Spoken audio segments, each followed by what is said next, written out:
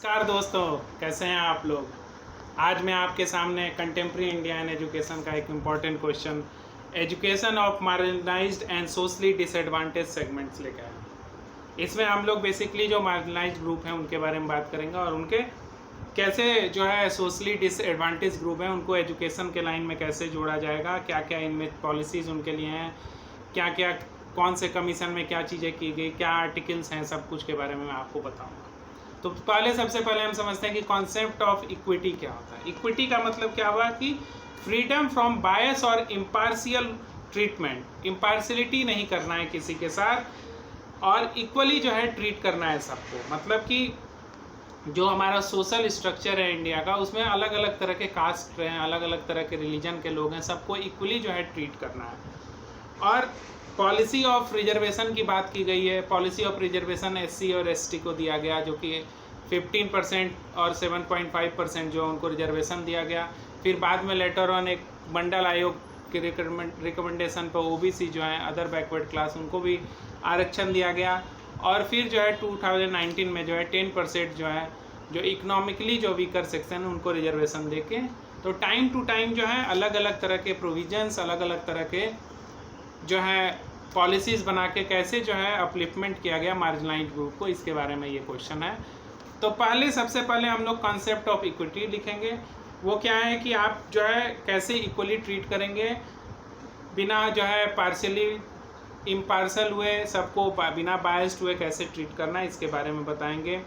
जिसमें कि जो 5 डिप्राइव्ड क्लास है उनके बारे में बताना है कि एससी एसटी जो है, बैकवर्ड क्लास जो है, माइनॉरिटीज़ जो हैं, वुमेंस जो हैं, या जो हैंडीकैप्ड है, उनके अपलिफ्टमेंट के लिए क्या किया गया। तो need and importance of equality and equity in education, क्या नीड और क्या इम्पोर्टेंस था। तो पहला क्या था कि डेवलपमेंट ऑफ एग्लिटेरियन सोसाइटी, मतलब कि इक्वली और इक्वलिटी और इक्विटी का बात कर रहा है कि मतलब जो इस्टेब्लिशमेंट हो सोसाइटी में, उसमें सबके लिए जो है समान जो है हर चीज़ें हों। दूसरा था कि जो socialist pattern of society, socialist मतलब समाजवाद जो पैटर्न है हमारा, कि हमारा जो स्ट्रक्चर है उसमें समाजवाद के कॉन्सेप्ट को, जो कि हमारा कॉन्स्टिट्यूशन भी जो है सोशलिस्ट वर्ड को यूज करता है, तो उसके बेस पे जो है इस्टेब्लिशमेंट किया जाए पैट सोसाइटी को। तीसरा है एसेंशियल फॉर डेमोक्रेसी। डेमोक्रेसी का जो मूलभूत सिद्धांत है वो जो है वो इक्वलिटी, लिबर्टी में विश्वास रखना है। तो इस चीज़ को ध्यान रखना है कि कैसे इंडिया जो कि एक डेमोक्रेटिक कंट्री है, तो डेमोक्रेसी जो है वो ये डेमोक्रेटिक कंट्री में सभी को जो है राइट्स हैं, सभी को अलग अलग तरह के अधिकार मिले हुए हैं, किसी भी तरह का डिस्क्रिमिनेशन नहीं हो, इसका ध्यान रखना है। फिर जो है नेशन एडवांसमेंट के लिए बहुत ज़रूरी है इक्वलिटी। कैसे नेशन जो है एडवांस करेगा वो डिपेंड करता है, जो हम लोगों को इक्वल अपॉर्चुनिटी देंगे, इक्वल उनको एजुकेशन देंगे, तो हमारा नेशन का डेवलपमेंट सही होगा। फिर इसमें है upward social mobility within outside the framework of a caste, मतलब कास्ट सिस्टम जो है, जो कि बहुत पहले से चला आ रहा है कास्ट सिस्टम, उसको जो उस प्रॉब्लम को जो है हटा के इंडियन सोसाइटी को अगर सही करना है, तो उस सिस्टम को जितना कम किया जाएगा उतना ज़्यादा जो है डेवलपमेंट होगा इंडिया का। इक्वल अपॉर्चुनिटी देना सबको, और इक्वल अपॉर्चुनिटी का मतलब ये नहीं होता है कि आइडेंटिकल एजुकेशन होगा। मतलब कि जैसे 2 आइडेंटिकल्स हैं, बॉडी हैं, उनको अलग अलग उनका टेस्ट होगा, अलग अलग मैनर्स होगा, अलग अलग उनकी बिलीव्स होंगी। तो ये जरूरी नहीं कि उनको एजुकेशन भी, लेकिन एक समान तरह का करिकुलम हो, समान तरह का जो है टेक्स्ट बुक हो। तो इससे क्या होगा कि जो उनकी एबिलिटी है इंडिविजुअल का, या उनका जो एटीट्यूड है वो अच्छा होगा। तो इसमें ये इसका नीड है, ये इम्पोर्टेंस है। उसके बाद हम जो है इसमें प्रीएम्बल के बारे में लिखेंगे, प्रीएम्बल ऑफ कॉन्स्टिट्यूशन। बहुत सारे वीडियोस में मैंने कॉन्स्टिट्यूशन क्या होता है, प्रीएम्बल क्या होता है, ये बताया है, तो आप लोग उसको देखिए और वो चीज़ जो है आप इसमें इम्प्लीमेंट कर सकते हैं। प्रीएम्बल जो है मेनली 5 की पॉइंट्स आप लोग दिमाग में रखेंगे। SSDR, S for sovereignty, S for socialist, S for secular, D for democratic, R for Republic. और जो ये SSDR है ये सिक्योर करता है ऑल सिटीजन ऑफ इंडिया को JLEF, मतलब जस्टिस, लिबर्टी, इक्वालिटी और फ्रेटर्निटी को। तो आप कॉन्स्टिट्यूशन और प्रियम्बल भी इसमें डालिएगा। और ये हमेशा ध्यान रखिए जो यूनिट 1 के क्वेश्चंस हैं या जो रिलेटेड टू कॉन्स्टिट्यूशन है उनमें कॉन्स्टिट्यूशन और प्रियम्बल डालना बहुत ज़रूरी है। उसके बाद जो है जो कोठारी कमीशन है, कोठारी आयोग, जिसके बारे में मैंने एक वीडियो बना के आप लोग को डाला है, तो इसमें आप कोठारी आयोग के बारे में आपको ज़्यादा नहीं लिखना। आपको कोठारी आयोग के बारे में ये लिखना है कि उसने कोठारी आयोग ने जो रिकमेंडेशन दी है कैसे डिप्राइव्ड क्लास SC ST का अपलिफ्टमेंट के लिए जो जो स्कीम्स हैं उनके बारे में हमें इसमें बताना है कि कैसे हर एक जो सोसाइटी है उसको सोशल जस्टिस, कैसे उसके जो कास्ट सिस्टम या उन चीज़ों से ऊपर उठ के कैसे जो है SC, schedule caste, schedule tribes, handicap, minorities, women के अपलिफ्टमेंट के लिए कोठारी आयोग ने बहुत तरह की चीज़ें बताई ताकि जो है एक इग्लिटेरियन सोसाइटी हो, एक ह्यूमन सोसाइटी हो, इसके बारे में उन्होंने बताया। उसके बाद जो है इसमें role of education in empowerment of weaker section, क्या रोल है एजुकेशन का। पहला जो रोल है, सबसे पहला जो है एजुकेशन, वो promoting capacity to welcome and accept social changes. Education जो है वो सोशल चेंजेस को जो है वो एक्सेप्ट करने या हर तरह के जो है चीज़ों को एक्सेप्ट करने के जो है आप में जो है कैपेसिटी देता है, आप में जो है वो योग्यता देता है कि आप एडॉप्ट करेंगे। फिर दूसरा है education bring phenomenal changes in this societies. Education के कारण जो है मार्जिनलाइज्ड ग्रुप, डिप्राइव्ड क्लास जो है उनमें एक बहुत ही ज़्यादा चेंजेस आए, उनके थिंकिंग में, उनके एटीट्यूड में। फिर जो एजुकेशन हेल्प क्या remove poverty of these societies. जो ये सेक्शन है डिप्राइव्ड क्लास, इनके बीच में जो गरीबी थी, इनके बीच में जो बहुत तरह की चीज़ों की ज़रूरत थी उनको नहीं पूरा हो पाती थी, तो वोकेशनल और स्किलफुल कोर्सेज या टेक्निकल कोर्सेज के कारण इनके जो पॉवर्टी है उसको कम किया गया। उसके बाद जो है क्रिएट प्रोफेशनल एफिशिएंसी, मतलब ज़्यादा से ज़्यादा लोग जो है वो एजुकेशन लेके, ट्रेनिंग लेके तैयार हुए, तो प्रोफेशनली जो है बात ज़्यादा एफिशिएंसी कंट्री की बढ़े, डिफरेंट एरिया से जो है प्रोफेशनल्स आए। उसके बाद जो अवेकिंग ऑफ इंडिविजुअलिटी, मतलब इंडिविजुअल के अवेकनेस, मतलब कि जो एक हर एक बंदा का अवेयरनेस जो है वो अच्छा हुआ, सोशली जो है बॉन्डिंग अच्छी हुई। तो ये सारी चीज़ों के कारण जो डेवलपमेंट ऑफ कंट्री है वो बहुत अच्छे तरह से हो पाया। तो रोल ऑफ एजुकेशन जो है ये लिखना है, इम्पावरमेंट कैसे किया, इम्पावर कैसे किया वीकर सेक्शन को। उसके बाद जो है provision in Indian constitution for education for weaker section, क्या क्या प्रोविजंस हुए। बहुत सारे आर्टिकल्स जो हैं हमारे कॉन्स्टिट्यूशन में हैं, बट हमें इस क्वेश्चन के अकॉर्डिंग जो आर्टिकल्स हैं वो रिलेटेड टू जो माइनॉरिटीज़ हैं, जो डिप्राइव्ड है, मार्जिनलाइज हैं, उनके लिखना है। तो सबसे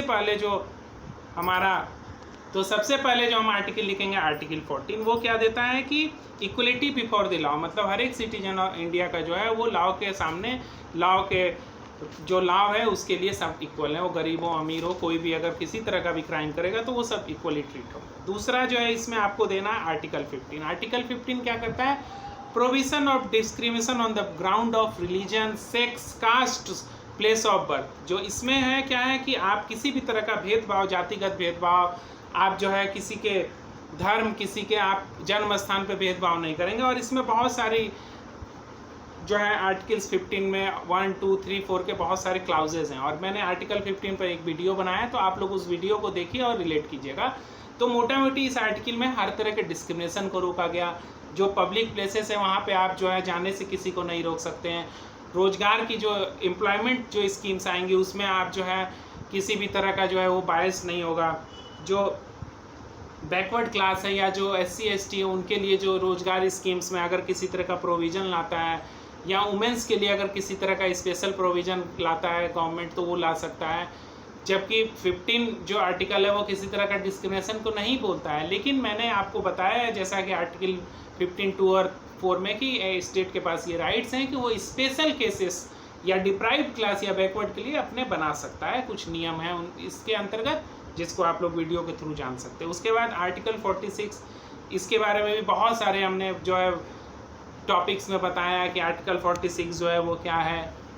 मैंने directive principle of state policy में भी आर्टिकल 46 के बारे में बताया। तो इसमें बेसिकली क्या किया जाता है कि आर्टिकल 46 जो है वो स्टेट जो है प्रमोट करेगा special care education and economic interest for the weaker section of the people and in particular of the schedule caste and schedule tribe. जो शेड्यूल कास्ट और शेड्यूल ट्राइब्स को लोग हैं उनको स्पेशल केयर एजुकेशन, उसको protection, उनको जो है उनको जस्टिस, उनको किसी तरह का एक्सप्लॉयटेशन उससे बचाएगा। आर्टिकल 46 जो है ये जो है डिप्राइव क्लास के लिए है कि उनको केयर प्रोटेक्शन दे। और फिर जो है आर्टिकल 38 जो है special officer of schedule caste schedule tribes जो हैं उनको जो है अपॉइंट करने का प्रेसिडेंट के पास ये राइट है कि वो अपॉइंट करेगा स्पेशल जो ऑफिसर है फॉर SC ST जो उनके क्या करेगा वेलफेयर के लिए काम करेगा। तो आर्टिकल 338 जो है 338 वो जो है प्रेसिडेंट के पास ये राइट है कि वो एक ऑफिसर अपॉइंट करे SC ST के वेलफेयर के लिए।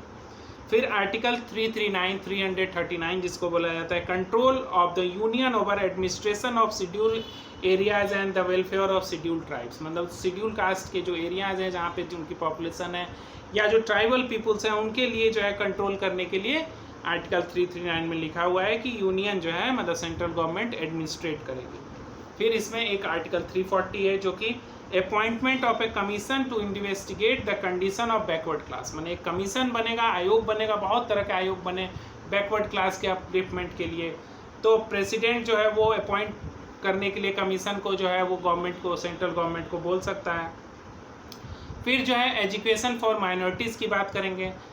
अभी हमने जो आर्टिकल 338 और 339 और 340 में क्या वो SC ST के लिए क्या माइनॉरिटीज़ के लिए, माइनॉरिटीज़ जो है लिंग्विस्टिक भी हो सकते हैं, माइनॉरिटीज़ जो है on the basis of religion भी हो सकते हैं।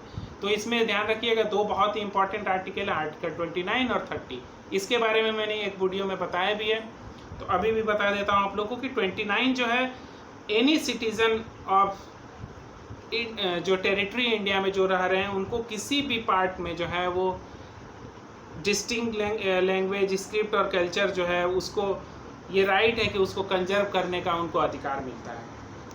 और दूसरा इसमें है कि no citizen shall be denied admission into any educational institute maintain by state और जो स्टेट फंड से ऑर्गेनाइज हो रहे हैं। तो आप किसी भी नागरिक को देश के किसी भी कोने में आप एजुकेशनल इंस्टीट्यूशन में दाखिला लेने से नहीं रोक सकते हैं। और फिर आर्टिकल 30 क्या बोलता है, राइट ऑफ माइनॉरिटीज़ को है। इसमें क्या करता है कि all minority whether based on religion और लैंग्वेज, भाषा या सांस्कृतिक या धर्म के आधार पर अगर वो माइनॉरिटी हैं तो उनके पास ये राइट है कि अपना वो इस्टेब्लिश करें इंस्टीट्यूशन, एडमिनिस्ट्रेट करें वो अपने चॉइस का, मतलब उनको ये अधिकार दिया जाता है कि आप अपने किसी आप जो है अपने भाषा के बचाने के लिए आप अपने संस्कृति को बचाने के लिए आप संस्था स्थापित कीजिए और उसका आप एडमिनिस्ट्रेशन कीजिए। फिर जो है हमारा एक नेशनल एजुकेशन पॉलिसी जो 1986, इसके बारे में मैंने एक वीडियो डाल रखा है, आप लोग देखिएगा। तो हमें इसमें नेशनल एजुकेशन पॉलिसी के क्या क्या चीज़ें हैं वो नहीं बताना है। नेशनल एजुकेशन पॉलिसी ने जो है वो ये मार्जिनलाइज्ड ग्रुप के लिए, डिप्राइव्ड ग्रुप के लिए क्या क्या चीज़ें की इसके बारे में बताना है। तो पहला उन्होंने क्या किया कि प्री मैट्रिक स्कॉलरशिप जो है शुरू की जाए, जो कि चिल्ड्रन बिलोंग करते हैं जो इस माइनॉरिटीज़ से या जो बिलोंग करते हैं मार्जिनाइज्ड या डिप्राइव्ड ग्रुप से। उसके बाद recruitment of teacher from schedule caste. फिर जो है location of school buildings, balwadi and adult education centre in such a way that facilitate full participation of schedule caste, मतलब जो शेड्यूल कास्ट का एरिया उनके आसपास जो है बालवाड़ी या स्कूल बिल्डिंग, एडल्ट एजुकेशन, इन चीज़ों का जो व्यवस्था किया जाए ताकि वो स्कूल जाने में उनको आसानी हो। उसके बाद जो है दूसरा इसमें क्या चीज़ है जो एजुकेशन पॉलिसी 1986 में शेड्यूल ट्राइब्स के बारे में भी उसमें बताया गया। उसमें क्या बताया गया कि opening of primary school in tribal area, जो एजुकेशन एंड प्रॉमिसिंग जो यूथ हैं ट्राइबल्स जो शेड्यूल कास्ट या शेड्यूल ट्राइब्स में उनको जो है ये टीचिंग का जॉब दिया जाए ताकि वो अगर अपने उनके बीच में से कोई टीचर बन के आएगा तो उनके प्रॉब्लम्स को समझेगा और वो उनको अच्छे से बेटर एजुकेशन दे पाएगा। फिर रेसिडेंशियल स्कूल, आश्रम, ये जो है लार्जर स्केल पर इस्टेब्लिश करने की बात है इसमें 1986 के एजुकेशन पॉलिसी में। फिर anganwadi, non formal education centre, adult education centre जो है वो प्रायोरिटी बेसिस पे ऐसे एरियाज में खोला जाए जहाँ पे शेड्यूल ट्राइब्स के ज़्यादा पॉपुलेशन है। फिर जो है इसमें जो कॉन्स्टिट्यूशन है, कॉन्स्टिट्यूशन में अदर बैकवर्ड क्लास या जो माइनॉरिटीज़ हैं या जो ऐसे एरिया में रह रहे हैं जहाँ पे कि हिली एरिया है, रिमोट एरिया में, वहाँ पर रहने के लिए उनके बेटरमेंट के लिए भी बहुत सारी चीज़ें, बहुत सारी स्कीम बताए गए हैं कि कैसे उनको जो है कैसे फैसिलिटीज़ दिया जाएगा, गवर्नमेंट कैसे उन एरियाज़ में स्कूल ओपन किया जाएगा, टीचर जो है उन कम्युनिटी के लोगों के में से लाया जाए जिनका कि जो एजुकेशन बैकग्राउंड बहुत अच्छा नहीं है, उनको एजुकेट करके उनके बीच में से टीचर लाया जाए, SC ST के बीच में से टीचर लाया जाए। तो अगर उनमें से रिक्रूटमेंट किया जाएगा तो वो ज़्यादा जो है अच्छे लेवल पे एजुकेशन का स्तर पहुंचाने में मदद कर सकते हैं। और इसमें रिजर्वेशन की बात की गई, कैसे जो है 15% जो है SC के लिए और 7.5% ST के लिए रिजर्वेशन देके जो है वो नौकरी में, शैक्षणिक संस्थाओं में रिजर्वेशन देके इनको अपलिफ्ट किया जाएगा। तो ये आप लोगों के लिए मैंने आप जो क्वेश्चन बनाया है, education of marginalised and socially disadvancement, इसमें आप लोग जो है पहले इक्विटी क्या है उसके बारे में लिखिए, फिर नीड इम्पोर्टेंस क्या लिखे हैं, क्या है need and importance of equality and equity in education बताइए, प्रियम्बल बताइए, कॉन्स्टिट्यूशन बताइए, रोल ऑफ एजुकेशन एम्पावरमेंट, कैसे एजुकेशन एम्पावर करता है ये बताइए, क्या क्या आर्टिकल्स हैं वो लिखिए, जो 1986 की एजुकेशन पॉलिसी है उसमें शेड्यूल कास्ट, शेड्यूल ट्राइब्स के बारे में, या जो अदर बैकवर्ड क्लास है उनके अपलिफ्टमेंट के लिए क्या क्या चीज़ें की गई ये बताइए। तो इसके साथ ये टॉपिक हमारा यहीं पे समाप्त होता है। आप लोग जो है कमेंट कीजिए, वीडियो को लाइक कीजिए, सब्सक्राइब कीजिए। धन्यवाद।